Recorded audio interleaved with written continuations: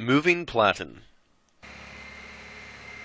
The moving platen should be lifted slowly and safely with properly secured slings. Be aware of any smaller components or lines mounted onto larger components to ensure they are not damaged during lifting and transporting. Hand signals are always essential for safe and effective rigging of machine components.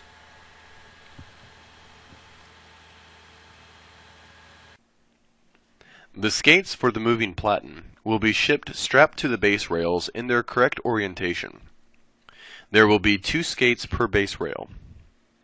Be certain that the skates have lubrication on the bottom before installing, and that all of the cosmoline is cleaned off of the ways with a Millicron approved solvent.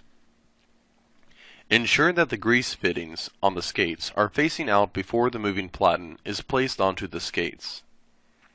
The skates have a hole in the center, and the moving platen has a pin on either side that will mate up to the holes.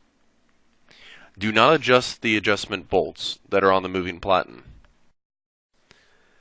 Set the moving platen's skates centered on the ways mounted on the base rails, and approximately 2 to 4 feet face-to-face of the stationary platen.